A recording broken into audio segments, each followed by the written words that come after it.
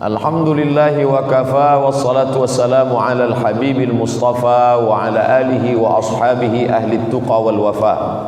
Subhanaka la ilma lana illa ma 'allamtana innaka antal alimul hakim. Rabbi shrah li sadri wa yassir li amri wahlul 'uqdatam min lisani yafqahu qawli. Yang berhormat menteri-menteri kabinet, timbalan-timbalan menteri, setiausaha tetap, timbalan-timbalan setiausaha, muslimin muslimat, hadirin hadirat, insyaallah kita semua dimuliakan Allah Subhanahu wa taala. Amin ya rabbal alamin. Ucapan yang kita terima ketika masuk ke dalam surga sama seperti kalimat yang keluar dari mulut semasa kita awal bersua dan berjumpa. Selalu kita baca dalam surah Yasin, salamun qaulam mir rabbir rahim. 3 kali kita ulang, salamun qaulam mir rabbir rahim, salamun qaulam mir rabbir rahim. Kenapa kita ulang 3 kali? Sebab Nabi Muhammad sallallahu alaihi wasallam bila dia bertemu dengan ayat-ayat yang menyenangkan hati, selalu dia ulang-ulang. Maka dalam doa khatam Quran ada bunyi kalimat, ya Allah ampunkan silap salah kami bila manakala kami baca ayat yang menyenangkan hati tentang surga kami tidak memohon, dan manakala membaca ayat tentang azab kami tidak minta jauhkan daripada azab. Itulah satu sebab mengapa kita ulang-ulang beberapa ayat yang menyenangkan hati. Salamun qaulam mir rabbir rahim. Dalam ayat lain, wasiqal ladzina taqaw rabbahum ilal jannati zumara hatta idza ja'uha, ketika sampai di pintu surga, wa qala lahum khazanatuha, penjaga pintu surga berkata, salamun alaikum tibtum fadkhuluha khalidin. Ucapan yang kita terima masuk surga, salam. Allah yang kita sembah, Allahumma antas salam. Tempat yang akan kita diami nanti, wa adkhilnal jannata daras salam. Tapi beruntung orang Brunei, belum masuk surga udah duduk di Darussalam. Brunei Darussalam, dar negeri salam yang penuh dengan keselamatan. Dan agama kita pula berasal dari kata salam, Islam. Orang yang salam itu adalah Muslim. Kita ulang 5 kali, hanifan musliman wama ana minal musyrikin. Nampaknya semuanya nak mendekat kepada salam. Selepas mendapat ucapan salam, masuklah ke dalam surga. Semua sudah ada dalam surga. Jannatin tajri min tahtihal anhar. Ada sungai-sungai, ada taman-taman yang indah, di bawahnya mengalir pula air-air. Semua orang suka kepada air.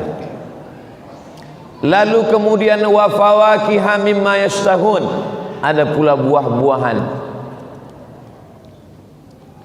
Wa kawa'iba atsraba wa ka'san dihaqa, ada pula minuman-minuman, cawan-cawan yang berisi tanam-tanaman yang indah.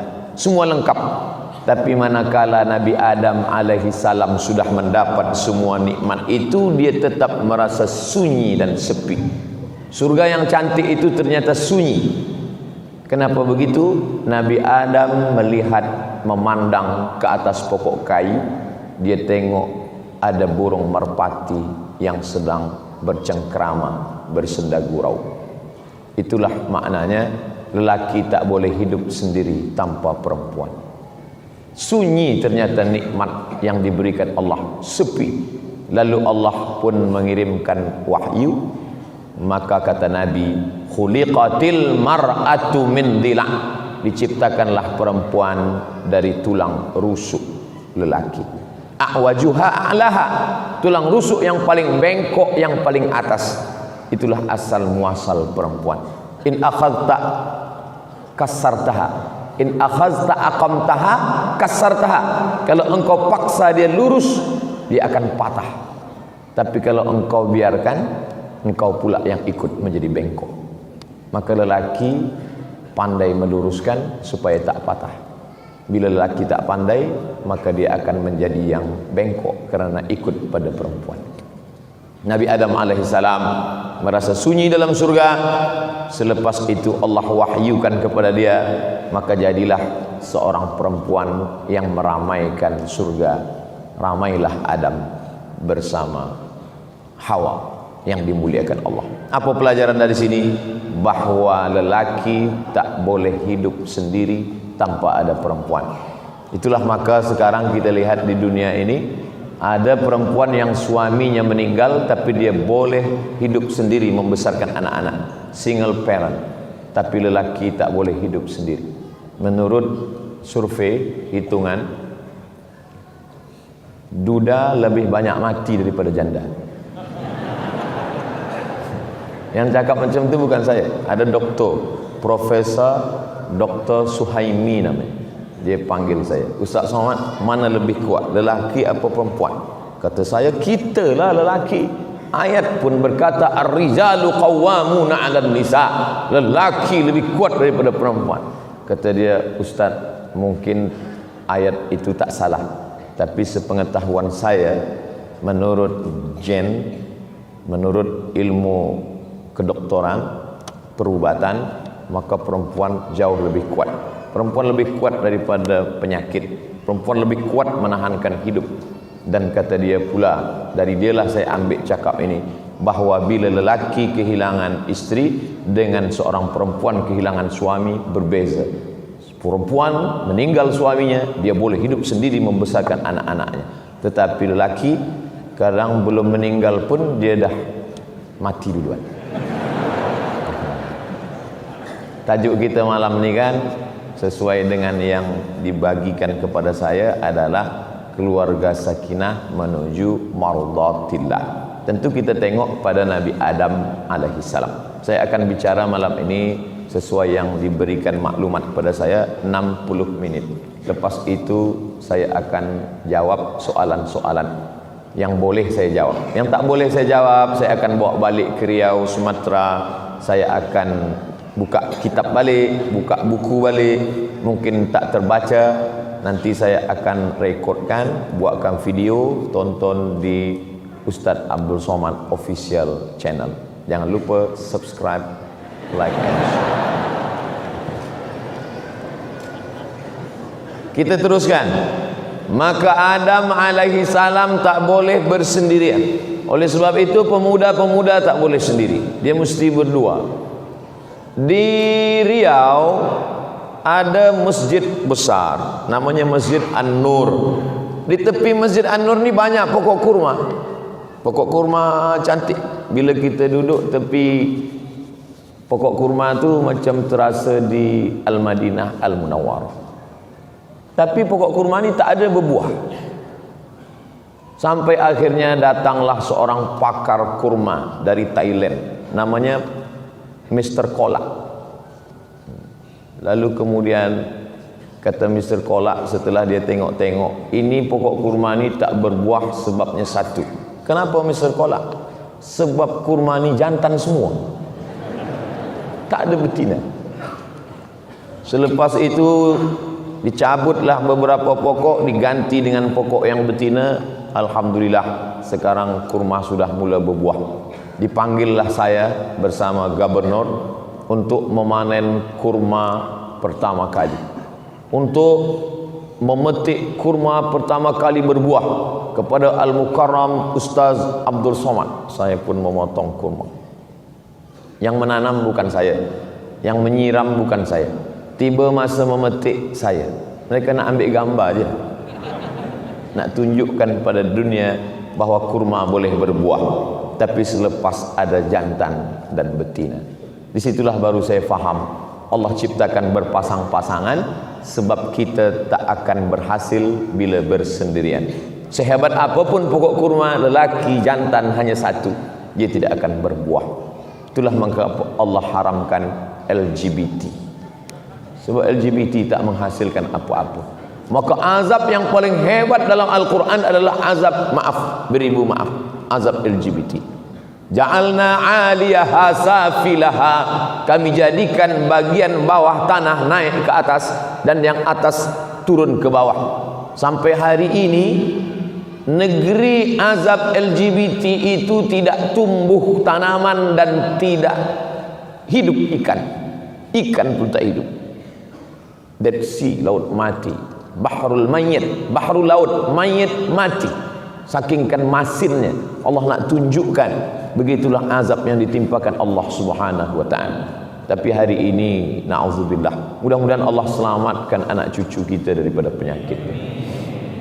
Maka lelaki bila dah sampai usia menikah, kata Nabi, ya ma'syaras syabab, wahai para pemuda, man istata'a minkumul ba'ah, sesiapa sahaja di antara kamu yang lah ba'ah, makna ba'ah qudrah, mampu, falyatazawwaj, menikahlah. Fa innahu aghaddu lil basar, menikah itu menundukkan mata pandangan, wa ahsanu lil farj, menjaga kemaluan. Faman lam yastati, sesiapa sahaja yang tak mampu, fa alaihi bisawm, hendaklah dia banyak-banyak puasa sunat. Saya selalu sampaikan pada pelajar-pelajar penuntut ilmu, menikahlah. Bila tak mampu, banyak-banyak puasa sunat. Sebab bila banyak puasa, nafsu ada, cuma tenaga tak ada. Jadi tak terlampau nampak perempuan, rasa berjerebu dunia. Oleh sebab itu, bila dah menikah, Masya Allah, Tabarakallah, saya jumpa dengan orang menikah. Ustaz Abdul Somad, kenapa? Rupanya menikah itu sedapnya hanya 10% sahaja. Lebih daripada itu, sedap sekali. Maknanya hati dia menjadi tenang, Allah berikan ketenangan dalam batin. Letak tenang itu bukan pada mata, letak tenang itu bukan pada telinga. Huwallazi anzala sakinata, Allah yang menurunkan ketenangan fi qulubil mu'minin, ke dalam hati orang beriman. Perempuan tak perlu melihat lelaki banyak syarat, sebab bila mencari orang sempurna, kata pepatah Arab, man talaba akhan bila aibin baqiya bila akhin. Kalau nak mencari lelaki sempurna, seumur hidup tak akan berlaki. Mudah-mudahan selepas tazkirah malam ni, esok standar agak turun sikit. Sebab banyak orang nak cari perfect, sempurna. Mana ada, perempuan pun lelaki pun macam tu juga. Dia selalu nak mencari sempurna. Ustaz Abdul Somad, ya, saya dulu pelajar Ustaz semasa di universiti. Oh, ingat Ustaz dengan saya? Rasa-rasa ingat. Mana kita ingat, pelajar beribu-ribu, tapi nak besarkan hati dia, rasa-rasa ingat. Dulu Ustaz ada cakap, masa kita belajar, perempuan itu ditengok pada 4. Tungkahul mar'atu li arba', perempuan dinikahi sebab ada 4 sifat. Limaliha, kerana dia kaya. Wali hasabiha, keturunan orang baik-baik. Wali jamaliha, kerana paras muka cantik. Wali diniha, kerana agamanya. Bolehkah Ustaz carikan untuk saya yang kaya, cantik, orang baik-baik, taat sembahyang, yang ada 4-4-nya? Kata saya, kalau ada 4-4-nya, untuk apa saya kasih pada awak? Bukan untuk saya yang kasih yang lain juga. Maknanya apa? Kita bukan mencari kesempurnaan, tapi menutupi kekurangan. Itulah makna beza mawaddah dengan rahmah. Wa ja'ala bainakum mawaddatan wa rahmah. Dijadikan Allah dua makhluk yang berbeza itu, ada lelaki, ada perempuan, ada belia, ada gadis, ada pemuda, teruna. Dijadikan Allah makhluk yang berbeza itu menjadi satu, diikatnya dengan perekat mawaddah warahmah. Tapi bila kita buka terjemah Quran bahasa Melayu, mawaddah cinta, rahmah kasih sayang. Bila anak-anak kita bertanya, ayah, mak, apa beza mawaddah dengan rahmah? Mawaddah tu cinta, rahmah kasih sayang. Beza cinta kasih sayang? Macam tu lah. Mawaddah physically berlebih semuanya, lebih putih, lebih tinggi, lebih mancung, lebih cantik. Sedangkan rahmah menutupi segala kekurangan. Selepas akad nikah, maka tampaklah segala kekurangan-kekurangan. Dulu mengapa awak nikah dengan dia? Lebih putih, lebih cantik, lebih. Selepas anak satu, lebih hitam, lebih pendek, lebih. Oleh sebab itu maka rahmah. Bila malam ini kita tengok, masa tadi lalu di parking ada nampak, dari belakang nampak macam muda belia. Tengok muka, oh rupanya dah bercucu. Kenapa mereka masih boleh berjalan bersama? Mungkin mawaddah sudah tak ada lagi, tapi rahmah masih bersemayam di dalam hati. Lillahi mi'atu rahmah. Allah itu punya 100 rahmat, tapi yang 99 dia tahan. Dia turunkan satu rahmat saja. Satu rahmah itulah berebut antara al-insan wal jin wal bahaim wal hawam. Manusia, jin, binatang, maaf, hawam, serangga, semut, lipan, kala, berebut satu rahmah tadi. Oleh sebab itu tak ada gajah yang terlupa lalu terpijak anaknya, sebab ada rahmah dalam hatinya. Tak ada pula ular yang besar memakan anak, sebab ada rahmah dalam hatinya. Tapi manakala rahmah itu dicabut Allah, hilanglah dari dalam hati. Lelaki perempuan diikat Allah dengan dua, mawaddah wa rahmah. Wahai ayah, kata seorang perempuan dari Madian, inna khayra man istajartal qawiyul amin. Kalau engkau ingin mencari seorang lelaki untuk menjadi pekerja, syaratnya dua saja ayah. Yang pertama al-qawi, lelaki itu kuat, strong. Yang kedua amin, amanah.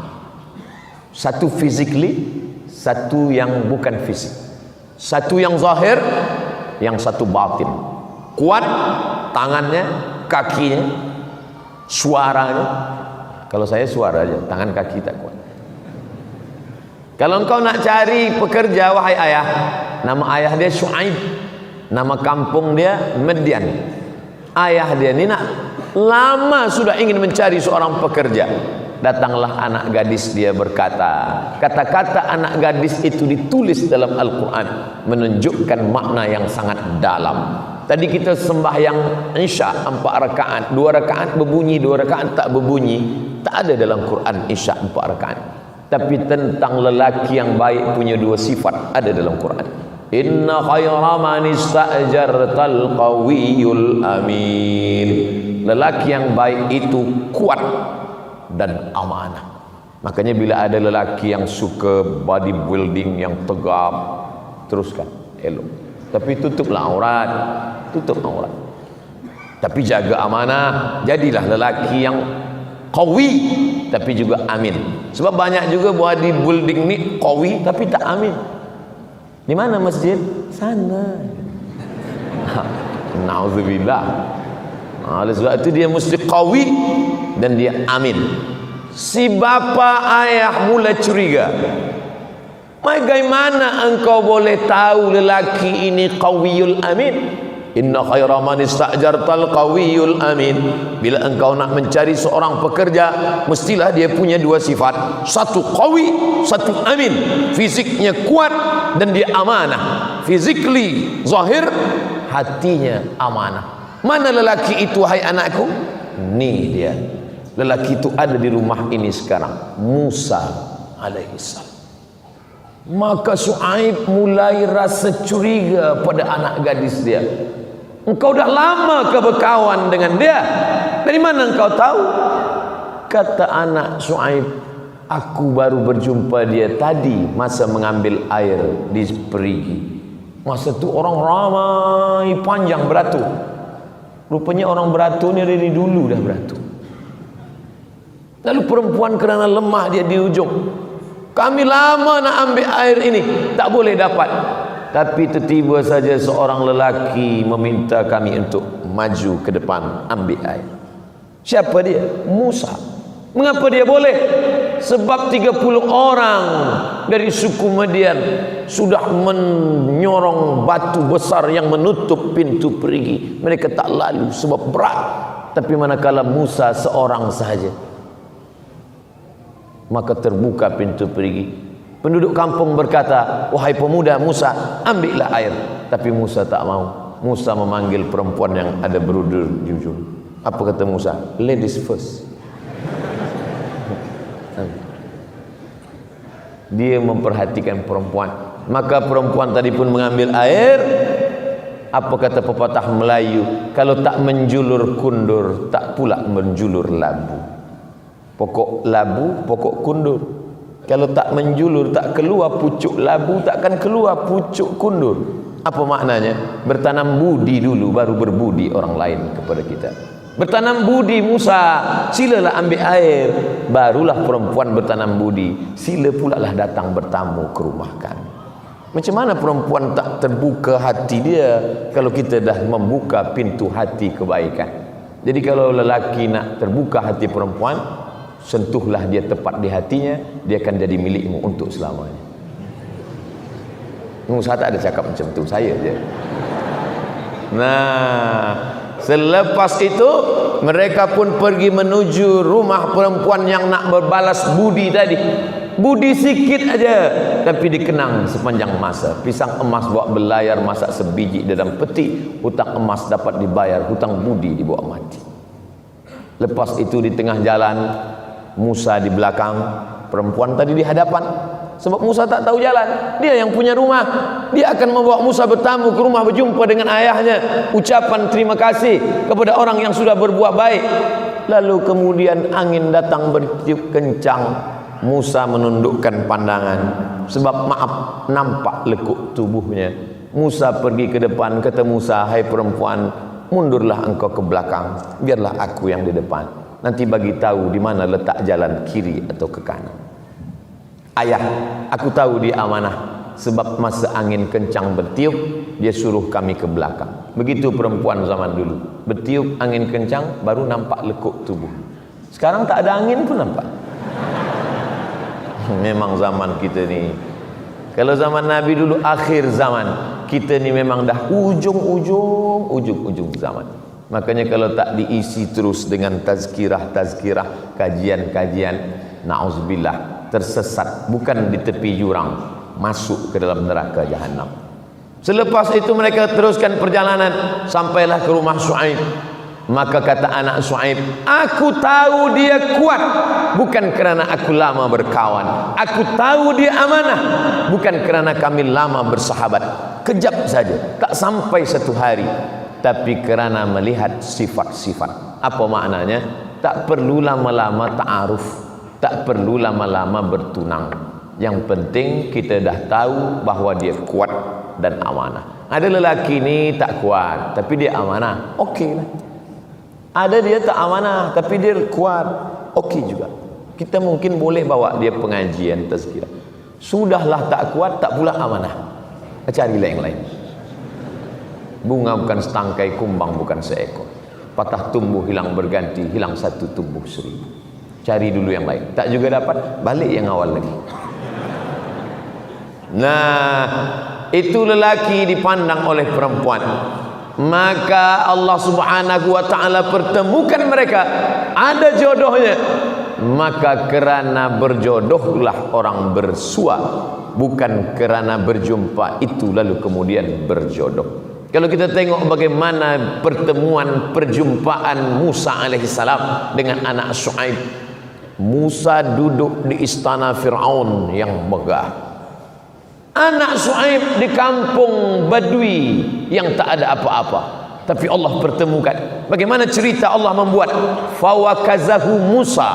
Ada 2 orang yang sedang berkelahi, satu rakyat Fir'aun, yang satu Bani Israel. Musa melerai. Janganlah kamu berkelahi, kata Musa. Tapi mereka berdua terus juga bertinju berkelahi. Janganlah berkelahi, kata Musa. Mereka tak nak berhenti. Fawakazahu Musa. Musa pun meninju salah satu dari mereka. mati. Heran orang, mengapa Musa ni sekali tinju mati? Iyalah, batu 30 orang tak boleh, dia seorang saja boleh, patutlah mati. Jadi bila nak cari lelaki yang kuat, cari yang sekali tinju mati. Musa alaihissalam. Tapi ternyata di balik kekuatan itu ada musibah besar datang. Apa dia? Mati. Dan bila membunuh rakyat daripada Fir'aun, berarti membela Bani Israel, ini akan mendapatkan hukuman yang luar biasa. Maka terusir Musa dari kampung Fir'aun. Lari Musa bernaung di bawah pokok kayu yang rimbun. Masa Nabi Muhammad SAW Isra Mi'raj, Subhanalladzi asra bi'abdihi layla minal masjidil harami ilal masjidil aqsa. Masa di atas Burak, Nabi Muhammad SAW menengok di bawah ada pokok kayu. Jibril, ya, itu pokok kayu yang hijau itu apa Jibril? Kata Nabi Muhammad bertanya kepada Jibril. Jibril menjawab, itulah pokok kayu tempat Nabi Musa bernaung manakala dia lari dari kejaran orang masyarakat Fir'aun. Apa maknanya? Allah Ta'ala ingin menunjukkan sejarah, tapi cerita ni bukan nak bagi tahu kita lepas ni. Saya tak nak selepas tazkirah ni 2-3 hari lepas ni orang Brunei pergi mencari pokok kayu tu. Jangan. Ada pula yang bercakap, ni tasbih saya dari pokok kayu tu Ustaz. Kayu apa namanya? Kayu koka. Oh, tak ada riwayat. Kita tak disuruh mencari kayu itu. Kita hanya disuruh mengambil iktibar, pelajaran. Makanya isi Al-Quran itu fa'tabiru ya ulil absar. Ambil pelajaran wahai orang yang punya pandangan hati, pandangan batin. Akhirnya rupanya di balik musibah itu Allah hanya ingin mempertemukan antara Musa dengan anak Syuaib. Ini pelajaran bagi kita. Bila ada sesuatu yang tak menyenangkan hati, sabar. Asa an takrahu syai'a, boleh jadi kau tak suka pada sesuatu, yaj'alallahu fihi khairan katsira. Di balik itu ada sesuatu kebaikan yang kita tak tahu. Bila usaha sudah, berdoa sudah, tawakal sudah, terjadi sesuatu yang kita tak suka, rukun iman yang keenam, antu'mina billah biqadri khairihi wa syarrihi. Beriman kepada takdir baik dan takdir buruk. Ada rahasia Allah, ada rencana Allah, ada rancangan Allah yang lebih indah daripada rancangan kita. Ini terjadi pada Musa alaihissalam. Lalu kemudian ketika mereka menikah, apa maharnya? Maharnya menjaga kambing-kambing Syuaib 8 hijaj, 8 musim. 8 musim itu dulu rihlatas syita, musim sejuk, wasayif, musim panas. Dalam Quran 2 musim ni ada disebut. Liila fi Quraisy ila fihim rihlatas syita wasayif, musim sejuk, musim panas. Saya masa belajar di Kairah, di Maghribi, banyak juga pelajar-pelajar Maghribi itu tanya, kita ada syita, musim sejuk, ada kharif, musim gugur, ada rabi, musim bunga, ada saif, musim panas. Di kampung awak berapa musim? Ada musim durian, musim rambutan, ada musim. Kami tak ada musim. Kami duduk di khatil istiwa, khat garis istiwa, garis lurus, khatil istiwa, matahari yang lurus.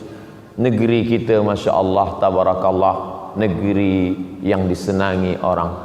Nusantara, Brunei Darussalam, Singapura, Thailand, Patani, Moro, Filipina, Indonesia, kita adalah negeri yang sangat diingin-inginkan orang.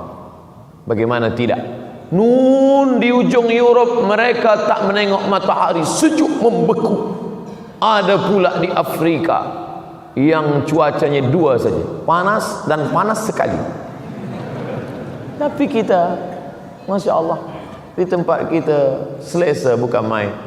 Oleh sebab itu maka ini nikmat besar ini baru dirasakan orang manakala dia belajar atau dia berjalan-jalan ke Europe atau dia pergi ke Afrika, barulah dia berkata, oh indahnya negeri kami di Nusantara. Di atas Asia, di bawah Australia, di antara Asia dengan Australia ini ada pulau-pulau kecil, Pulau Nusa, antara Australia dengan Asia. Maka di antara ini ada pulau-pulau kecil disebut dengan Nusa Antara, Nusantara.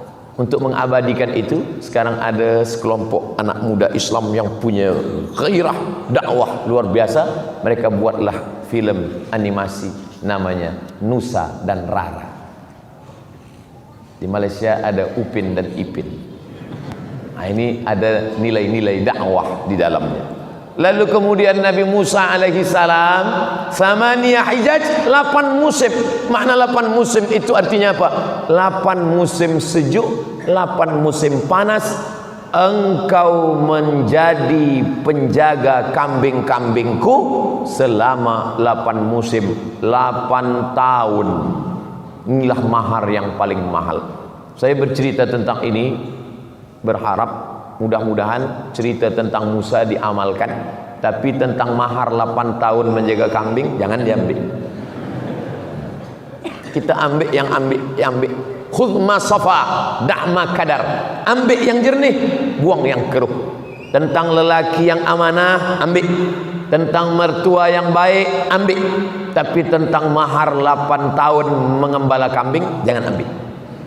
Sebab dalam syariat Nabi Muhammad sallallahu alaihi wasallam, perempuan yang paling baik adalah yang aqalluha mahran, yang maharnya paling murah, itu yang paling baik. Makanya dalam contoh hadis hasan, hadis paling tinggi sahih, di bawah sahih hasan, di bawah hasan dhaif, di bawah dhaif maudhu. Contoh hadis hasan adalah tentang menikahi perempuan maharnya selipar. Boleh menikah mahar selipar, tapi jangan diamalkan. Ini sekadar setakat contoh saja. Sebab bila aku nikahkan engkau dengan anakku dengan mahar selipar tunai, mungkin sedapnya masa akad tu, tapi nanti kan kadang masa tak suka, nanti lelaki ni marah, apalah awak ni, saya nikah dengan awak selipar tau. Ini setakat contoh saja. Tapi sekarang alhamdulillah ada yang dicontoh oleh pemuda-pemuda Islam, mahar dengan mengajarkan surah Ar-Rahman. Aku nikahkan engkau dengan anakku dengan mahar mengajarkan surah Ar-Rahman tunai. Selepas itu dia pun ajarkan Bismillahirrahmanirrahim. Ar-Rahman 'allamal Qur'an, khalaqal insan, 'allamahul bayan, sadaqallahul. Kenapa tak selesai? Itu aja dulu. Mana boleh? Dah banyak dah. Apa dalil mahar menikahkan mengajarkan Quran ni? Adakah dalilnya dalam sunnah Rasulullah SAW? Ada. Masa Nabi bagi tazkirah, tegak seorang perempuan. Inni wahabtu laka nafsi. Inni, aku, wahabtu laka, memberikan nafsi diriku kepadamu. Begitulah perempuan zaman dulu. Ya Rasulullah, aku berikan diriku kepada engkau. Nabi diamnya. Nabi diam, no comment. Nabi tak ada cakap apa. Kerana Nabi diam lama, perempuan tu tegak seorang lelaki. Ya Rasulullah, bila engkau tak hendak dengan dia, bagi ke aku saja. Kata Nabi, awak maukah menikah dengan dia? Ya. Balik rumah cari mahar. Iltamis walau khataman min hadidin. Balik ke rumah carilah cincin walaupun dari besi. Cari. Dia balik ke rumah, dia cari-cari, dibuka-buka kain, tak ada cincin. Dia datang lagi, tak ada ya Rasulullah. Ini susah betul. Cincin besi pun tak ada. Kata Nabi, cuba cari lagi, mungkin ada kain. Lepas tu dia balik, dia bawa kain. Ada kainnya ya Rasulullah. Untuk mahar engkau nikah dengan dia? Iya. Berapa kain? 1. Bila kain satu jadi mahar, nanti istrimu pakai, kau pakai apa? Lepas itu dia pun malu tertunduk. Kerana tegak lama malu, dia pun pergi. Masa dia pergi itu Nabi panggil, ta'al, sini kejap. Hal ma'aka minal Qur'an, engkau ada hafaz Al-Quran? Dia pun sebutkan surat tu kada, surat tu kada, surat tu kada, surat tu kada. Saya hafaz surat ini, surah ini, surah ini, surah ini. Terus saja di majlis itu Nabi nikahkan. Apa kata Nabi? Zawajtuka ha, zawajtuka ka engkau. Aku nikahkan engkau ha dengan dia. Aku nikahkan engkau dengan dia bima ma'aka minal Quran, dengan mengajarkan Quran yang ada pada diri engkau. Itulah sunnah hadis Nabi, dalil menikahkan anak dengan mahar, mengajarkan Al-Quran. Mudah-mudahan para penghafiz Al-Quran, para hafiz Quran nanti dinikahkan dengan hafalan Al-Quran, insyaAllah. Amin. Yang nyebut amin, yang hafal Quran dan belum nikah. Yang dah nikah untuk anak-anak kita, insyaAllah. Nah, artinya apa? Bahwa keluarga ini dibina berdasarkan Quran, generasi yang Qurani. Selepas itu pula Nabi SAW, apalah yang membuat Musa mahu berjuang maharnya 8 tahun? Quran tak ada bercerita tentang anak Shu'aib itu tinggi semampai, rambutnya bak mayang terurai, alisnya bak semut beriring. Tak ada. Tak ada dalam Quran itu bercerita tentang kecantikan anak Shu'aib. Tak ada. Satu-satunya sifat anak Shu'aib yang ada dalam Quran itu apa? Tamshi ala istihya, dia berjalan dengan rasa malu. Cuma satu saja sifat anak Shu'aib, berjalan dengan rasa malu. Ternyata perempuan yang mahal itu adalah perempuan yang punya malu, sehingga maharnya perlu ditebus dengan 8 tahun mengembalakan kambing. Jadi pemuda-pemuda, bila nampak perempuan ada rasa malu, siapkanlah mahar yang mahal. Karena itulah yang dapat membuat anak kita punya malu, cucu kita punya malu. Dan dalam Islam diajarkan al-haya malu syu'batun minal iman. Sekarang kita berjumpa dengan perempuan-perempuan yang tak ada malu sama sekali, pakai kain yang belum siap dijahit, tak ada malu. Saya berapa kali naik pesawat terbang mesti menunduk. Kita pula yang malu menengok dia. Dia tak ada malu. Tapi naik pesawat di Raja Brunei, Masya Allah, pakai jilbab, pakai hijab. Maka tadi masuk mata saya tu, tempat lain saya tu. Sebab dia pakai hijab, pakaian dia tak sempit. Artinya apa? Bahawa dengan kekuasaan kita boleh berdakwah. Ustaz Somad berdakwah mana boleh? Takkan saya bagi tazkirah di pesawat? Assalamualaikum ya ayyuhallazina amanu. Aulah kata turun-turun apalah awak ni kan. Artinya apa?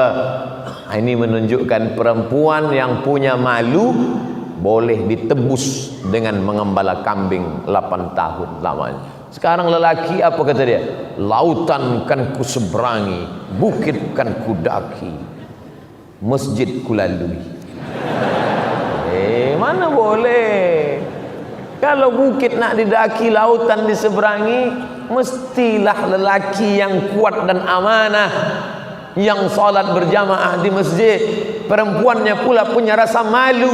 Perempuan yang punya malu ini adalah perempuan yang amanah. Orang yang menjaga amanah itu dalam Islam disebut dengan al-amin. Lelakinya al-amin, perempuannya Aminah. Perempuan yang aminah melahirkan anak lelaki bergelar Al-Amin. Yang menggelar Al-Amin itu bukan Allah. Yang menggelar Al-Amin itu bukan sahabat. Abu Jahal, Abu Lahab memanggil dia Al-Amin. Terpuji dia. Dia lahir dari perempuan Aminah. Tapi jangan balik dari sini nanti tuan-tuan bercakap kepada isteri di rumah, patutlah anak kita tak al-amin sebab engkau tak aminah. Nanti puan pula balas balik, anak kita memang tak amin, aku tidak aminah sebab engkau bukan Abdullah. Saya ingin cuma nak membagi tahu bahawa lelaki yang amanah hamba Allah berjumpa dengan perempuan yang punya rasa malu aminah, melahirkan anak yang terpuji di langit, terpuji di bumi. Ya'ti min ba'di ismuhu Ahmad, ha mim dal, alhamdulillahi rabbil alamin. Hamdu, terpuji. Ahmad terpuji, Muhammad dipuji. Tapi Nabi Isa berkata Ahmad. Ya'ti min ba'di ismuhu Ahmad, akan datang Nabi selepas aku bernama Ahmad. Kenapa namanya tidak Musa tak bercakap? Kenapa Isa tak mengatakan akan datang Nabi selepas aku bernama Muhammad? Kerana dia masyhur di langit di antara malaikat. Ahmad. Waktu itu belum ada kuku, belum ada bulu, belum ada darah, belum ada daging. Dia bernama Ahmad. Tapi selepas dia turun bersama manusia, dia bernama Muhammad. Sama-sama terpuji. Inilah nama yang Abu Jahal, Abu Lahab pun confused. Macam mana dia nak ejek olok-olok Muhammad? Abu Lahab masa dia marah, mana orang terpuji itu? Mestinya kalau kita marah, mana orang yang tercela itu? Mana orang yang jahat itu? Tapi menyebut nama dia pun tetap terpuji. Semarah-marahnya Abu Lahab tetap panggil dia Muhammad. Maka bila kita nak anak kita tetap dipuji oleh musuhnya, musuhnya marah pun tetap memanggil dia, mana Muhammad, mana manusia yang terpuji. Musuh-musuh saya yang membuli saya, yang mengejek saya, tetap memanggil saya, mana hamba Allah tadi? Abdus Somad, hamba Allah. Bila dia marah, dia tukar nama saya, mana hamba setan tadi? Tapi nama kita tetap hamba Allah. Maka nama yang paling baik adalah Muhammad, Ahmad, Abdullah, Abdurrahman, Abdurrahim, Abdus Somad. Amdu-amdu yang lain juga, karena kebetulan nama saya sebut. Nah, selepas itu lahirlah anak tadi, dibisikkanlah ke telinga dia.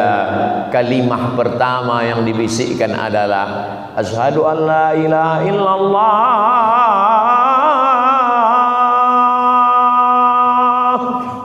Inna sam'a, telinga dulu, wal basar, baru ke mata. Manakala telinga masuk ke cakap, masuk ke telinga dia, terbuka biji mata dia menengok wajah ayah dia. Oh, itu yang berbisik masuk ke dalam hati dia. Makanya dalam Quran selalu didulukan Sami'an basira, maha mendengar, maha melihat. Inna khalaqanal insan, kami ciptakan manusia min nutfatin, maaf, cairan, amsajin, kami campur, nabtalihi, kami uji, faja'alnahu sami'an basira, bisa mendengar, boleh melihat.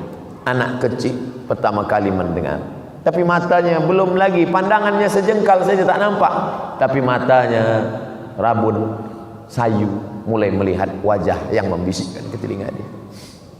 Saya manakala anak saya lahir, saya sendiri yang mengazankannya ke telinga dia. Sunnah, hadisnya hadis hasan, disebutkan oleh Imam Abu Isa ibn Sawrah At-Tirmidzi dalam Sunan At-Tirmidzi. Adzana Rasulullah sallallahu alaihi wasallam, Nabi mengazankan Sayyidina Al-Hasan, anak Fatimah, anak Sayyidina Ali, ke telinga Hasan. Adzan as-salah, seperti azan salat. Itu bisikan yang pertama. Tapi bagi anak yang baru lahir saja, jangan anak yang dulu lupa azan balik dari sini nak diazankan pula. Asyhadu an la ilaha illallah. Apa ya, ni dah besar. Kita azankan, itu bisikan yang pertama ke telinga dia. Selepas itu barulah yang lain-lain. Walaupun saya sayang pada anak saya nak bawa ke Brunei Darussalam. Lepas tu dia lahir, takkan saya bisikkan, aku nak bawa engkau ke Bandar Seri Begawan. nanti. Kita nak kirim dia ke Al-Azhar Kaherah nanti. Bisikan yang pertama adalah la ilaha illallah. Akidahnya yang pertama kali. Makanya kata Nabi Yaqub alaihissalam, ma ta'buduna min ba'di. Nanti kalau ayah mati kalian akan menyembah apa? Akidah. Makanya Nabi Muhammad SAW ketika ditanya oleh Jibril, mal iman, akidah. Selepas iman, mal Islam, ibadah. Selepas Islam, mal ihsan, akhlak. 3 yang ditanamkan pada anak. Pertama, akidah. Yang kedua, ibadah. Yang ketiga adalah akhlakul karimah. Lahirlah Sayyidina Al-Hasan, Sayyidina Al-Husain, contoh anak-anak yang lemah lembut. Hasan Husain berjalan, dia tengok ada orang tua mengambil air sembahyang wudu, salah berwudu. Anak soleh, walaupun dia berilmu, dia tidak berkata, hei orang tua, wudu engkau salah. Nah, Hasan dan Husain pura-pura belajar berwudu. Husain, tahu engkau bagaimana berwudu? Macam mana Hasan? Hasan mengajarkan Husain berwudu, mereka berwudu di hadapan orang tua. Orang tua tadi pun menengok, memperhatikan. Sadarlah dia, oh, wudu aku salah. Air sembahyang yang kubuat selama ini salah. Salah bukan dari kata-kata. Sekarang ada orang berilmu tapi tak berakhlak. Salah. Bukan begitu menunjukkan orang salah. Kalau Abdul Somad salah bagi tazkirah ini, jangan tunjukkan kesalahannya di depan orang banyak. Bila engkau tunjukkan kesalahan orang depan orang banyak, saat itu engkau bukan perbaiki dia, tapi engkau sedang bukakan aib cacat dia. Tapi bagi tahu dia, Ustaz Somad, ya, ada yang saya nak bagi tahu sama Ustaz. Tapi kita nak bicara 4 mata saja, boleh? Jangankan 4, 3 pun boleh. Apa dia? Tadi masa Ustaz sampaikan tadi, Ustaz salah. Mestinya Ustaz cakap macam ini. Nanti akan datang insya-Allah. Jangan diam. Kerana diam adalah membiarkan orang terus dalam kesalahan. Hasan, Husain, contoh anak yang menunjukkan kekeliruan orang tua, tapi dengan contoh yang baik. Makanya dalam Islam diajarkan, ud'u ila sabili rabbik, ajak orang yang salah itu ke jalan Allah bil hikmah, santun, lembut, wal mau'izatil hasanah, suri tauladan yang baik. Kalau dia nak berdebat juga, ada orang tidak puas dengan kata-kata, mana hujjah awak, mana dalil awak, wajadilhum, debat dia billati hiya ahsan, dengan cara yang baik. Tiba-tiba ketika Harun Ar-Rasyid sedang duduk, Raja Harun Ar-Rasyid, datanglah orang marah-marah kepada Harun Ar-Rasyid. Hei Harun, engkau raja yang zalim. Kata Harun Ar-Rasyid, aku ini seorang khalifah, dan aku ini tidak sebaik Musa. Aku ini pula tidak sezalim Fir'aun, dan engkau tidak sebaik Musa. Ingatkah engkau ketika Musa diperintahkan Allah datang kepada Fir'aun, apa kata Allah? Wa qula lahu qawlan layyina, katakanlah kata-kata yang lemah lembut, la'allahu yatadzakkara aw yakhsha, mudah-mudahan Fir'aun takut dan ingat. Aku tak sejahat Fir'aun dan engkau tak sebaik Musa. Kenapa kata-katamu lebih kasar daripada kata-kata Musa kepada Fir'aun? Artinya dengan apa? Kelembutan, kebaikan, menyentuh kata-kata orang. Kita sudah bercerita tentang suami, kita sudah membahas tentang istri, sudah membahas tentang anak. Sekarang membahas tentang cucu. Sampai kepada cucu kita bahas.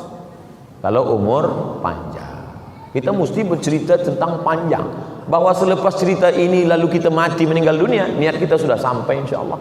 Nabi sedang khutbah di atas mimbar. Oh, tinggi mimbar kita. Nabi sedang khutbah di atas mimbar. Mimbar Nabi, ma baina baiti wa mimbari raudhatun min riyadil jannah. Rumah Nabi sebelah kiri, bila kita menghadap kiblat, mimbar Nabi. Nabi khutbah di atas mimbar, di sebelah kanan rumah Nabi, di belakang rumah Nabi rumah Fatimah bersama Sayyidina Ali bin Abi Thalib. Nampak Nabi Hasan dan Husain sedang berkelahi merebut kain. Turun Nabi dari atas mimbar, sedang khutbah Jumat, turun dari atas mimbar, dia lerai Hasan Husain, dia gendong berdua. Apa kata Nabi? Innama amwalukum wa auladukum fitnah. Memanglah harta dan anak ini ujian, kata Nabi. Apa maknanya? Sayangnya kepada cucu membuat dia turun daripada mimbar. Tapi dia Nabi. Saya belum pernah buat lagi. Jangan kita khatib bawa anak khutbah turun gendong anak. Innama amwalukum wa auladukum fitnah. Kita tak sampai makam tu, tapi Nabi nak tunjukkan. Nabi peluk Hasan, Nabi peluk Husain, Nabi cium Hasan, Nabi cium Husain. Ada orang Arab Badui di bawah. Apa kata orang Arab Badui? Aku anak lelakiku 10, satu pun tak pernah aku cium. Memang orang Arab Badui ini keras hati. Sehebat-hebatnya orang kita yang pakai tatu, yang rambut panjang, yang bisa hitam, tapi kalau dah nampak budak kecil, hilang beringasnya, hilang marahnya, bangkit lucu dia. Anak kecil kata. Tapi orang Arab Badui tak. 10 anak dia lelaki, satu pun tak pernah aku cium. Keluarlah sabda Rasulullah SAW. Apa kata Nabi? Ar-rahimuna yarhamuhumur rahman, man la yarham la yurham. Orang yang tak ada rasa kasih sayang dalam hatinya, maka Allah tak akan sayang kepada dia. Makanya Nabi pun sayang kepada budak kecil. Manakala Nabi sedang duduk, di situ ada tempat air minum, ada anak kecil. Apa kata Nabi kepada budak kecil itu? Boleh saya ambil air minum ini? Kata budak kecil itu. Sila ya Rasulullah. Lalu Nabi tuangkan. Apa maknanya? Nabi mengakui keberadaan dia, memperakui ada budak kecil. Dan ada budak kecil memelihara burung. Nama budak kecil itu Abu Umair. Nama burung yang dia pelihara itu Nuair. Burung pipit, burung kecil. Manakala Nabi menengok Abu Umair bermain-main, beberapa hari selepas itu mati burung kecil tadi. Apa kata Nabi?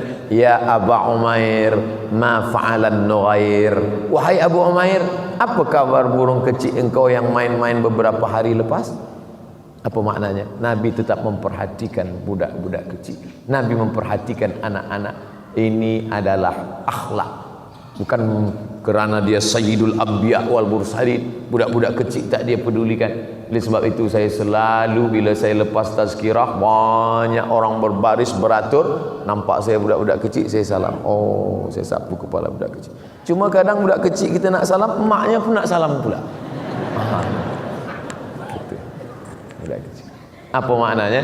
Inilah yang akan meramaikan masjid, yang akan menegakkan rumah Allah. Jangan bangga dengan masjid yang megah di Andalusia, Cordoba, Spain. Hari ini apa yang terjadi? Masjid tetap tegak berdiri, kaligrafi indah ayat-ayat Al-Quran, tapi tak lagi ada solat berkumandang azan kerana anak-anak kecil tidak kita tanamkan iman dan Islam.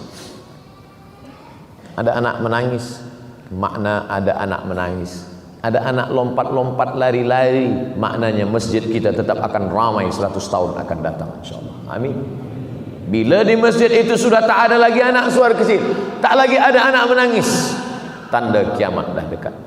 Kita di Masjid Nabawi, Allahu Akbar, kata imam masa rukuk. Budak kecil. Budak kecil. Di zaman Nabi bukan hanya itu. Manakala Nabi sedang sujud, Allahu Akbar, lama Nabi tak bangkit dari sujud. Sampai sahabat di belakang berfikir, turun wahyu kan? Apa lama tak bangkit ni? Lepas Allahu Akbar, baru sahabat tahu, oh rupanya cucu Nabi naik ke tengkuk. Tapi cucu Nabi bukan cucu kita. Cucu Nabi orang tak marah. Cucu kita, apa Ustaz ni bawa anak gitu. Kalau sebab itu maknanya apa? Ada perhatian kepada anak-anak ini, karena mereka lah yang akan membimbing dunia menjadi imam di hadapan Allah, di hadapan manusia. Ayahnya Abdullah, ibunya Aminah, anaknya Amanah, cucu-cucunya innal Hasan wal Husain sayyida syababi ahlil jannah. Sesungguhnya Sayyidina Al-Hasan dan Sayyidina Al-Husain adalah sayyid. Sayyid artinya pemimpin. Makanya kita selalu menyebut Sayyidi Al-Habib Umar bin Hafiz yang sekarang sedang berada di Nusantara, Sayyidi Abdul Qadir Al-Jilani. Kenapa di pangkal nama itu disebut Sayyid? Tapi saya tengok di Malaysia, di Brunei tak ditulis Sayyid tapi Syed, S-Y-A-D, Syed. Tulisan Arabnya Sayyid, Sayyidi, tuanku, Sayyidina, pemimpin kami. Kalau perempuan Sayyidati, tapi kan orang Melayu susah nak sebut Sayyidati, Siti. Siti itu daripada Sayyidati. Sayyidati Fatimah, Sayyidati Aisyah, Sayyidati Khadijah. Tapi kenapa orang Melayu payah nak sebut Siti? Sayyidati, Sidi. Sidi laki-laki. Sidi Muhammad bin Abdullah. Di Maroko pun orang sebut Sidi, dan perempuan Siti. Dan kita buang T-nya satu jadi Siti. Siti Khadijah, Siti Aisyah adalah pengagungan kepada cucu-cucu Rasulullah sallallahu alaihi wasallam. Maka dalam Islam diajarkan keempat-empat ini, ayahnya, ibunya, anaknya, dan cucunya. Satu ustaz belum cakap lagi, apa dia? Menantu. Waktu kita tinggal 5 minit lagi, 5 menit untuk menantu. Suatu ketika Umar bin Khattab berjalan berkeliling kota Al-Madinah Al-Munawwarah suatu malam. Dia mendengar.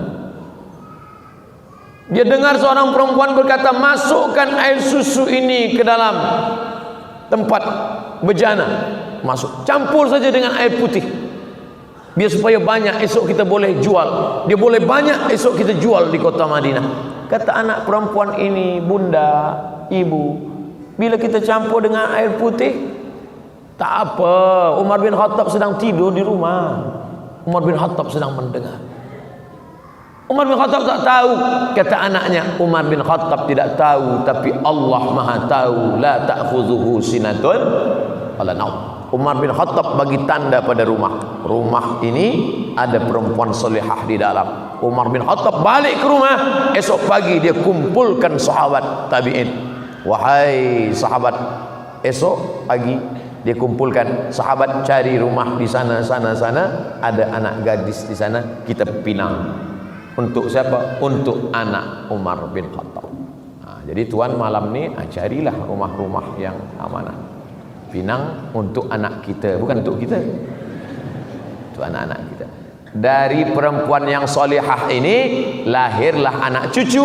Itulah dia Umar bin Abdul Aziz. Umar bin Abdul Aziz itu khalifah yang adil, lahir dari cucu perempuan yang tidak mahu mencampur air susu dengan air putih tadi.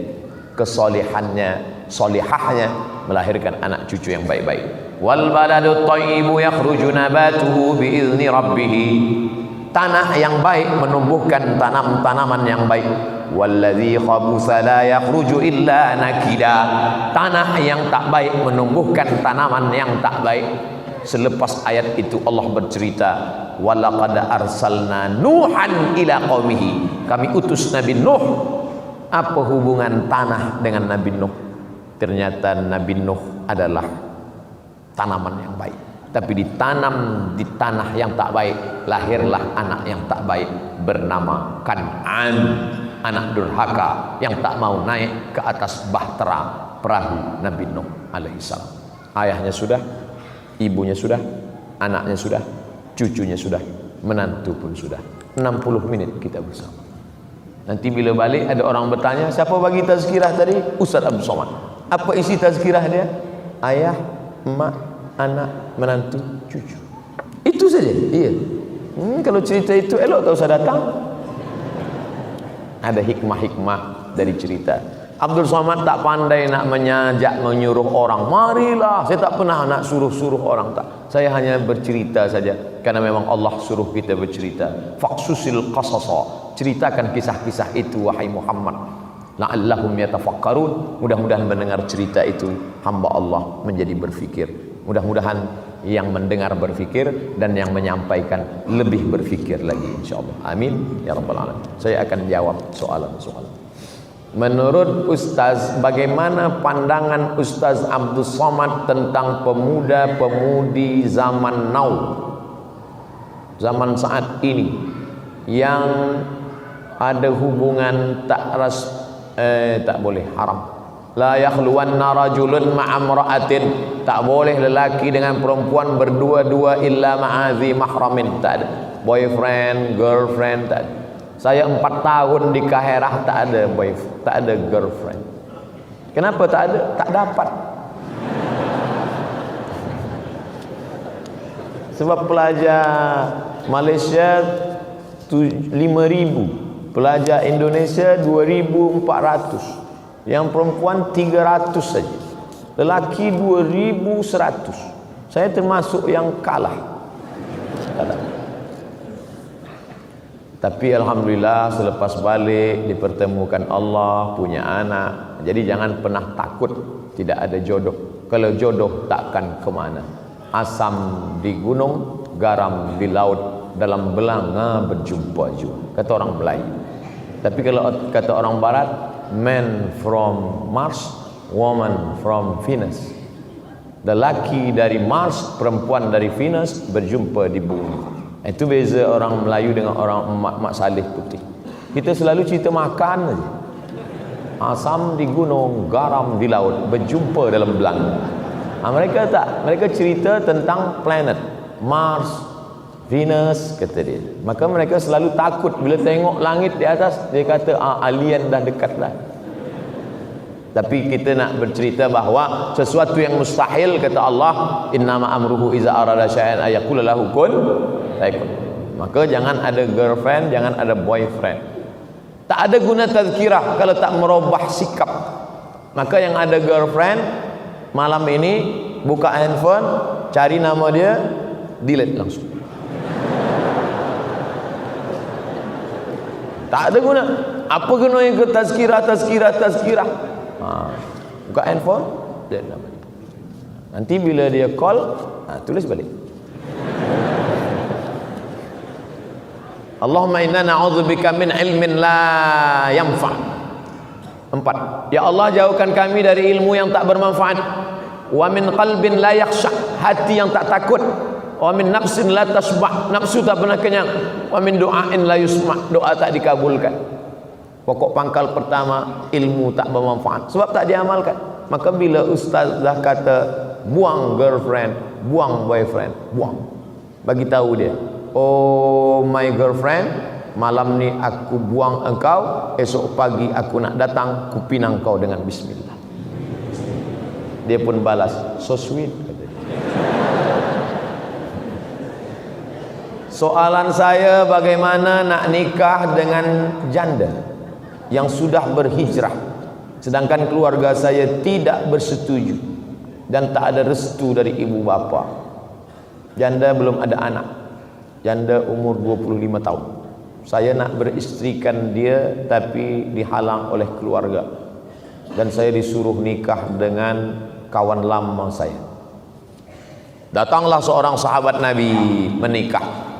Kata Nabi, awak dah menikah? Ya Rasulullah. Dengan gadis apa dengan janda? Saya nikah dengan janda. Hala bikran, kenapa tak nikah dengan gadis? Nabi pun kesal dia nikah dengan janda. Kenapa awak tak nikah dengan gadis?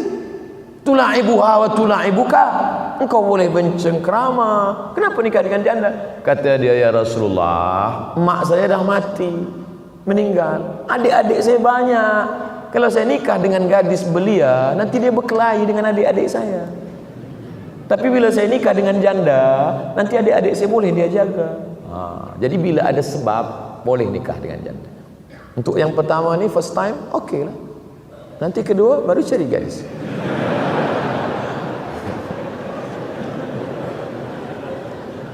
Jelaskan pada orang tua, ayah, mak, saya nikah dengan dia ni sebab dia ni baik, sebab dia ni.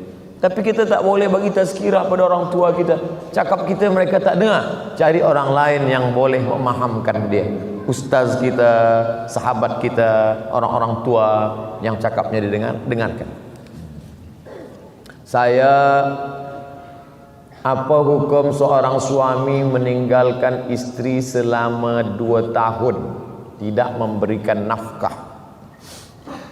Saya tidak tahu bagaimana di ahwal syakhsiyah hukum keluarga di Brunei Darussalam. Tapi kalau di tempat saya, lelaki selepas akad nikah dia baca sirat ta'liq. Bila saya meninggalkan selama 6 bulan, tidak membagi nafkah zahir dan batin, lalu perempuan pergi ke mahkamah syariah, maka hakim boleh menjatuhkan talak 1 kepadanya. Itu dibuat untuk mengikat lelaki supaya kaki dia terikat, supaya dia tidak boleh lama. Sebab kewajiban lelaki ada 5: nafkah, makan, pakaian, tempat tinggal, pendidikan, perhatian. 3 zahir, 2 batin. Bila tidak, maka dia ada hakim. Perempuan ada 6 wali: ayah, datuk, abang, adik, abang ayah, adik ayah. Maka perempuan mengadu kepada wali yang akan bagi keputusan. Hukum mahar dibagikan ke orang lain. Mahar yang diberikan seorang lelaki kepada perempuan: aku terima, aku nikahkan engkau dengan anakku dengan mahar sebentuk cincin emas tunai. Maka selepas diberikan mahar itu, maka menjadi milik perempuan. Perempuan itu boleh menjualnya, perempuan itu boleh mewakafkannya, perempuan itu boleh menyimpannya, perempuan itu boleh menghibahkannya, karena itu milik dia, milik perempuan. Perempuan yang menikah dengan lelaki, maka harta perempuan punya perempuan. Apa beza harta lelaki dengan harta perempuan? Harta lelaki, harta perempuan. Dalam harta lelaki ada milik perempuan, nafkah. Tapi dalam harta perempuan tak ada milik lelaki. Makanya perempuan boleh bagi zakat pada lelaki dia. Hai suamiku, aku tengok engkau susah sikit, aku bagi engkau zakat. Tak boleh. Sebab perempuan tak wajib memberi nafkah. Tapi lelaki tak boleh bagi zakat sekaligus nafkah. Hai perempuan, istriku, ini aku bagi engkau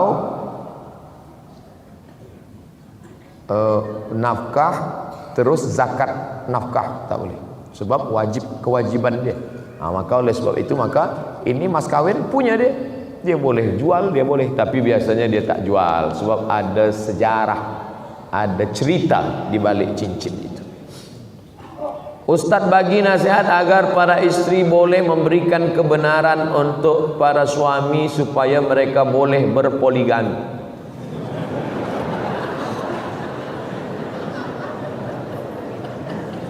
Fankihu ma taba lakum minan nisa. Nikahilah perempuan yang baik-baik. Masna 2, wa sulasa 3, wa ruba' 4. Tak ada Allah suruh 1. Masna 2, sulasa 3, wa ruba' 4. Tapi ayat itu belum titik, belum wakaf, baca ujung. Fa in khiftum alla ta'dilu, kalau kamu takut tak adil, fawahidah, 1 saja. Jadi lelaki-lelaki yang banyak itu takut dia tak adil. Awak kenapa 1? Saya takut tak adil. Sebenarnya dia bukan takut tak adil, takut pada bini. Jadi Islam ini menghormati manusia sesuai fitrahnya. Bila dia mampu adil, dia mampu secara ekonomik, dia mampu zahir dan batin, maka dia dibenarkan. Tapi bila dia tak mampu, fawahidah, 1 saja cukup. Oleh sebab itu, maka saya tak berani juga nak bagi motivasi. Nanti perempuan ni mengamuk pada saya. Saya hanya bagi sebutkan ayat-ayat, dalil-dalil hadis. Nanti tuan balik ke rumah bagi tahu dengan puan, engkau maukah aku tunjukkan amal yang menghantarkan ke surga? Apa tu? Izinkan aku menikah lagi. Tak masuk pun tak apa. Kalau tak percaya, cubalah. Berat. Ini jihad yang luar biasa. Oleh sebab itu, maka memang ada perempuan-perempuan yang tahan hati dia, tapi tak banyak. Kalau dapat maka masya Allah tabarakallah. Umur saya 19 tahun, tapi jatuh hati dengan seorang, tak pernah bercakap. Oh, dia 19 tahun jatuh hati, tapi dia tak ada cakap, senyum-senyum je. Tersenyum sekali saja, Ustaz. Solehah orangnya. Salahkah saya mendoakan kebaikan untuk dia? Berdoa untuk dapat dengannya satu hari nanti?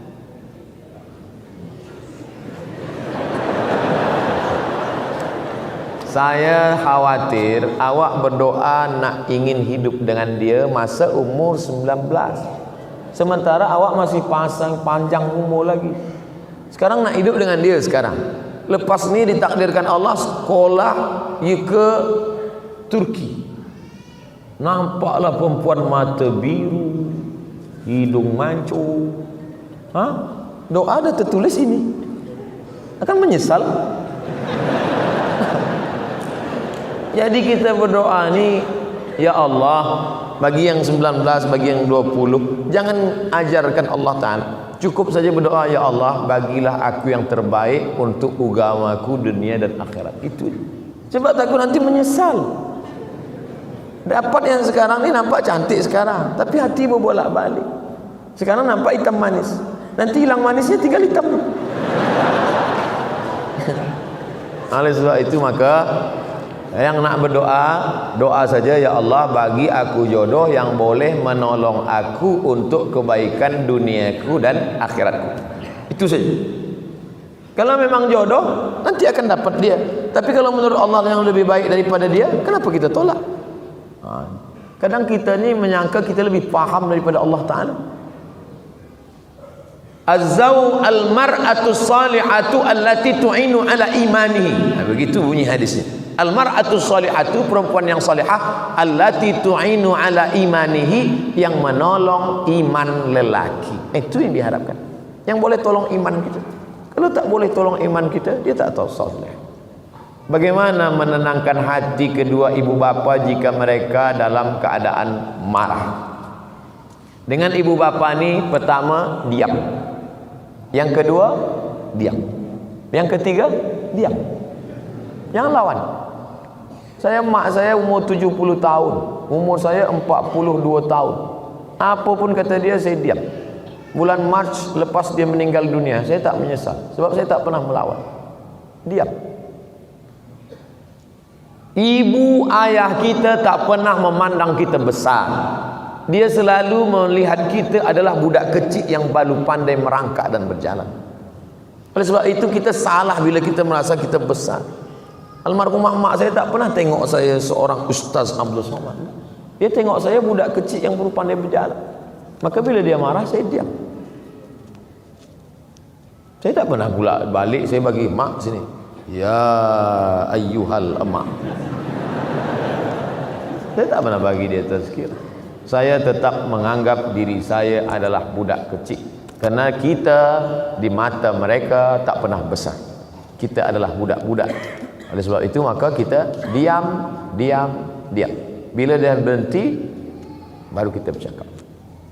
Ingatlah, tak banyak yang saya bagi menghadapi orang tua. Satu kata saja, diam. Tuan guru yang dimuliakan Allah, apakah boleh solat jenazah dilakukan bermakmum jemaah perempuan? Apa hukumnya? Tu solat jenazah Masjid Nabawi, Masjid Haram. Salatu alal maiti yarhamkumullah. Salat mayat jenazah. Ada tak dengar? Salat jenazah lelaki saja. Tak ada. Perempuan-perempuan semua ikut salat jenazah. Yang tak boleh itu mengiring jenazah. Perempuan tak boleh mengiring jenazah. Hukumnya tak sampai juga, haram, makruh. Pesan Sayyidina Abu Bakar Siddiq, bila aku meninggal nanti, jangan diiringi jenazahku oleh perempuan. Itu pesan, itu sunnah Nabi Muhammad SAW. Kenapa begitu? Sebab kalau lelaki ini cepat lupa. Lelaki ngiring jenazah, dia hantar sampai liang lahat, lepas tu balik dia lupa. Perempuan susah lupa. Bila dia tengok itu susah dia lupa. Perempuan susah nak lupa, sampai mati dia tak lupa. Makanya banyak perempuan selepas suami dia meninggal, dia jaga anak sendiri, dia tak nikah lagi. Dia susah lupa. Beza dengan lelaki, ada pun bini dia lupa. Dan sebab itu maka jaga. Perempuan susah nak lupa. Maka perempuan ini bila dia dah nampak, dia ikut solat jenazah saja. Man syahidal janazata hatta tusalla alaiha. Siapa yang ikut solat jenazah lahu qirat, dapat 1 qirat. Wa man syahidal janazata hatta tudfana. Siapa yang ikut solat jenazah hingga dikebumikan lahu qiratan, dapat 2 qirat. Wa mal qiratan ya Rasulullah. Apa 2 qirat itu ya Rasulullah? Mithlul jabalainil azimaini, seperti 2 bukit Uhud yang besar. Ini hanya bagi lelaki. Perempuan, makanya perempuan tak ada masuk ke baqi. Yang masuk ke baqi lelaki saja. Perempuan dari luar pagar. Dari luar tu pun dia menangis-nangis. Laisa minna man darabal khudud wa saqqal juyub. Siapa yang memukul-mukul pipi, menarik-narik rambut, menguyak-nguyak baju, bukan umat Muhammad SAW. Mungkin di negeri kita Melayu saya belum pernah tengok, tapi di Mesir, saya tengok berapa kali ada perempuan lah, anak dia meninggal, laki dia meninggal, pukul-pukul, ya Allah weh, sampai tarik rambut. Sebab mereka tak kuat nak menahan. Itu maka mereka tak ikut ke pemakaman. Saya pernah ikut sekali ke pemakaman, ada perempuan, isteri dia ikut, dia nak masuk ke dalam. Abang, aku nak masuk. Yang lain tak. Sebenarnya kalaupun kita diam pun dia tak juga nak masuk. Tapi yang lain tak, jangan puan. Tapi saya diam aja. Saya kata, masuklah kalau nak. Takkan masuk. Mana ada nak masuk? Cuba nanti kalau ada perempuan, semua jangan tahan, diam aja, suruh dia masuk. Tak ada. Bagaimana kita cara menilai secara benar tentang ilmu para Muslim scholar yang tumbuh macam cendawan, malah memberikan satu hukum yang berbeza di antara satu yang lain, yang akibatnya membawa kekeliruan kalangan umat Islam. Kata Imam Malik bin Anas, guru Imam Syafi'i, kullu kalamin yu'malu wa yutraku. Semua cakap orang boleh diamalkan, boleh dicampak, dibuangkan. Illa sahibu hadzal qabr, kecuali yang ada di makam ini. Imam Malik tunjuk makam Rasulullah SAW. Cakap manusia boleh diamalkan, boleh dibuang, kecuali yang ada di makam ini. Hadis Nabi Muhammad SAW. Artinya cakap orang boleh diamalkan, boleh kita buang. Cakap Abdul Somad malam ini, ambil yang baik-baik, yang buruk-buruk, yang tak elok, buang. Abdul Somad tak dapat wahyu. Kalau Abdul Somad dapat wahyu, dia Nabi yang ke-26. Manusia biasa. Sedangkan Imam Malik bin Anas saja berkata begitu, apalagi kita manusia biasa. Adapun cendekiawan-cendekiawan yang berkata bertentangan dengan syariat, taraktu fikum amraini, ku tinggalkan pada kamu 2 perkara sahaja. Intamasaktum bihima, kalau kamu pegang yang 2 ni, lam tadillu abadan, kamu tak akan sesat untuk selamanya. Kitabullah, Al-Quran, wa sunnati, sunnah Rasulullah SAW. Apa kata Imam Syafi'i? Bila kamu berjumpa dengan fatwaku, lalu kamu nampak hadis sahih, in sahhal hadis fahuwa madhhabi. Bila nampak hadis sahih, maka itulah mazhab. Tengok bagaimana Imam Syafi'i. Nabi punya anak namanya Fatimah. Fatimah punya anak namanya Sayyidina Husain. Husain punya anak namanya Ali. Husain punya anak namanya Ali. Ayah Husain Ali, ayah dia Ali, anak dia Ali. Untuk membezakan Ali datuk dengan Ali cucu, maka dipanggil dengan Zainal Abidin. Ali Zainal Abidin. Zainal perhiasan, Abidin ahli ibadah, kerana ibadahnya banyak. Dalam kitab Syiar A'lam An-Nubala ditulis oleh Imam Az-Zahabi, Ali Zainal Abidin sehari sujud 1000 kali. Maka digelar dia dengan Imam As-Sajjad. Sajjad artinya banyak sujud. Saking banyaknya sujud disebut As-Sajjad, 1000 kali. Dia pergi ke toilet nak buang hajat, dia pakai baju. Lepas itu bila nak dia sembahyang, dia lepas baju yang di toilet tadi, dia pakai baju lain. Anak dia bertanya, ayah, ya, kenapa ayah ganti baju toilet, ayah tukar dengan baju baru? Apa kata dia? Sebab tadi ada lalat hinggap. Aku tak ingin kaki lalat itu, yang lepas kaki lalat yang hinggap ke kain tadi, aku bawa sembahyang. Tengok bagaimana waraknya Ali Zainal Abidin. Kata anak dia, tapi Rasulullah ayah, Rasulullah pakai baju yang di toilet, dia bawa salat. Taraja'a an fi'lihi wa qawlihi. Maka Imam Ali Zainal Abidin meninggalkan perbuatannya walaupun baik kerana mengikut sunnah Rasulullah sallallahu alaihi wasallam. Buka kitab judulnya Tambihul Mughtarrin, peringatan pada orang yang tertipu, ditulis oleh Syekh Abdul Wahab Asy-Sya'rani. Perbuatan itu walaupun baik, tapi kalau bercanggah dengan sunnah Rasulullah ditinggalkan. Yang melakukan itu siapa? Cicit Rasulullah sallallahu alaihi wasallam. Nah, jadi kita baik ikut siapa? Ikut Nabi Muhammad sallallahu alaihi wasallam. Apa lagi cendekiawan? Cendekiawan bukan kaki lalat, kaki ayam ke baju dia. Saya ingin menikah. Kedua belah keluarga sudah bersetuju, tapi keluarga saya dan keluarga bakal itu mahu kasih pernikahan besar. Oh, dia nak buat walimah besar lah. Saya belum mampu untuk menanggung perbelanjaan besar.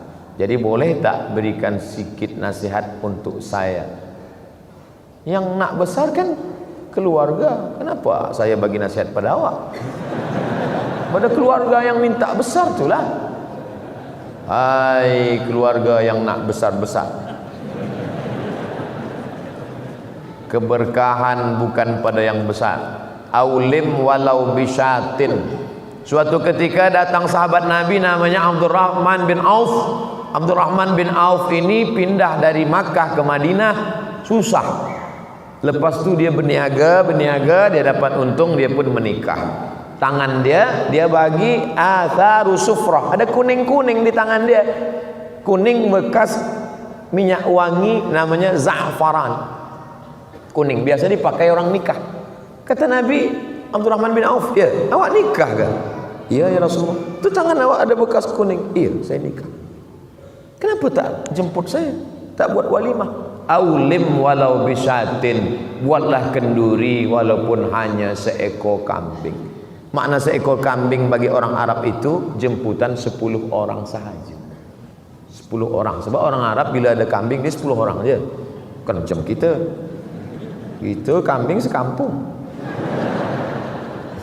Sekarang pula orang tak nak makan kambing. Bila saya bagi tazkirah makan ramai, tak ada satu pun nak makan kambing. Semua sebagi saya. Bagilah Ustaz makan kambing. Kata saya, kenapa tuan takut makan kambing? Mana ada kolesterol kat sini? Sini tak ada kolesterol. Kolesterol di hospital.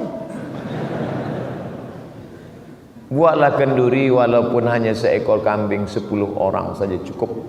Doanya barakallahu lakuma wa baraka alaikuma wa jama'a bainakuma fi khair. Besar tapi tak ada berkah. Sebab apa? Riak. Ada riak di dalam. Oleh sebab itu maka bagi syuhrah. Maka kata Nabi sallallahu alaihi wasallam, a'linu hadzal nikah, jangan diam-diam, a'linu, bagi iklan, waj'aluhu fil masajid, buat akadnya di masjid, wadribu alaihi bidufuf, pukulkan duf, pukulkan gendang, pukulkan gendang, marhaban, marhaban ya nur, marhaban ya nurul aini, selamat datang wahai cahaya mata. Yang dimaksud cahaya mata adalah Nabi Muhammad SAW ketika datang bercahaya dia. Tapi sekarang dipukulkan gendang, marhaban wahai cahaya mata, selamat datang mempelai lelaki. Semua tertunggu-tunggu, mana lelaki yang bercahaya tadi. Itu keluar tengok hitam. Apa hukum berbakti lebih kepada ibu bapa mertua daripada ibu bapa kandung bagi lelaki? Sebenarnya dia tak berbakti pada mertua, dia takut pada bini dia je. Bila engkau berbakti pada emak engkau, biasa. Sebab engkau di dalam rahim dia 9 bulan 10 hari, menyusu, meminum air susu badan dia selama 2 tahun. Lepas itu engkau berbakti pada dia, biasa, tak ada yang luar biasa. Tapi bila engkau berbakti kepada mertua, luar biasa. Sebab apa? Sebab dialah yang sudah memberikan anak gadisnya yang dia kandung 9 bulan 10 hari, dia lahirkan meregang nyawa, dia bagikan pada engkau. Kerana Allah, aku nikahkan engkau dengan anakku dengan mahar sebentuk cincin emas. Mana ada harganya? Tapi dia ikhlaskan untuk engkau kerana cintanya. Maka engkau balas cinta mertuamu itu. Cinta kepada orang tua biasa, tapi sayang kepada mertua, nah itu baru luar biasa. Tapi janganlah lebih daripada, lebih sikit. Mungkin Ramadan ini lebih ke sini, Ramadan depan lebih ke sini. Tapi kalau lebih banyak ke sini, bagaimana mungkin kita melebihkan dia?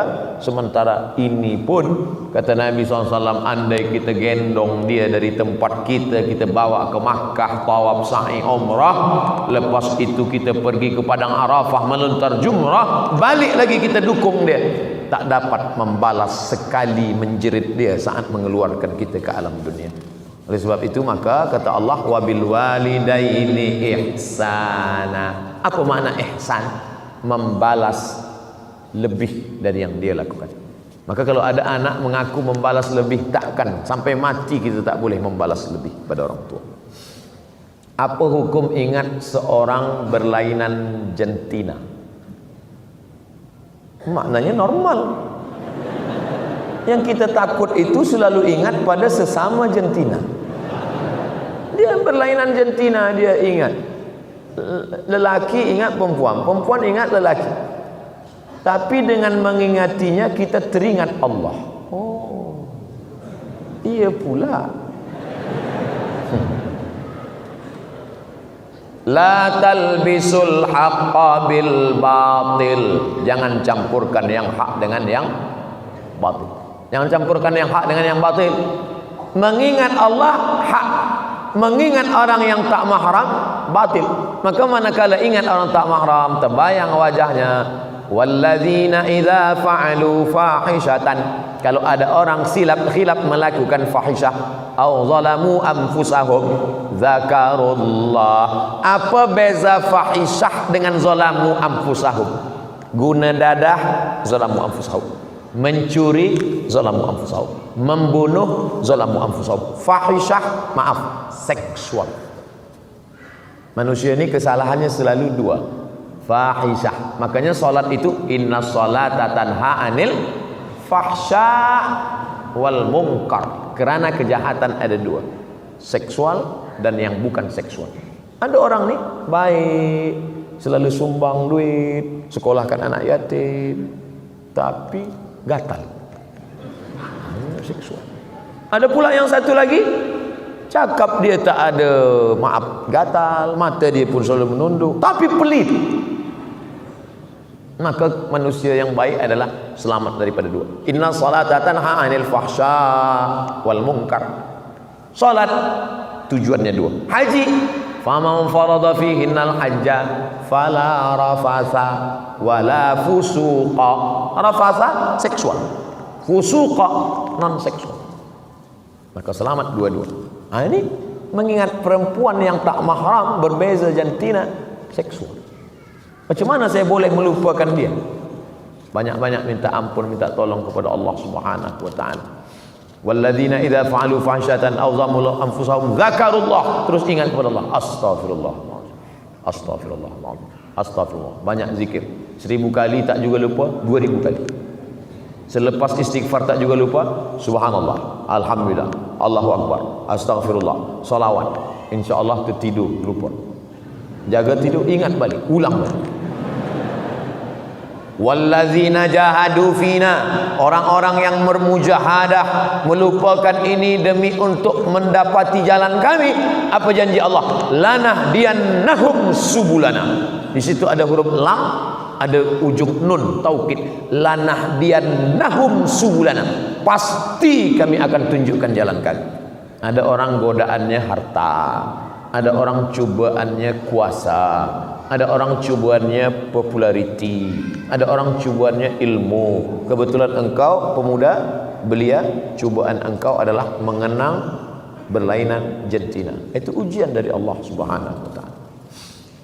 Dalam media sosial agama ada yang bergelar ustaz, ada bergelar habib. Mohon sedikit penerangan tentang gelar habib. Ustaz dari bahasa Turki. Ustaz artinya guru yang besar, yang hebat. Guru bahasa India, guru. Kita ini banyak pakai raja, guru. Nah, itu dari India karena banyak peradaban dari India. Raja, guru. Sedangkan bahasa Arabnya muallim, orang yang mengajarkan ilmu. Muhadzib, orang yang menghaluskan akhlak. Muaddib, orang yang membuat menjadi beradab. Mudarris, orang yang menunjukkan. Murabbi, orang yang mendidik. Sedangkan ustaz dari bahasa Turki. Kalau di Mesir, di Kaherah, kalau al-ustaz itu berarti profesor. Al-ustaz, profesor. Maka Abdul Somad tak usah panggil ustaz. Jadi kami nak panggil apa? Panggil brother.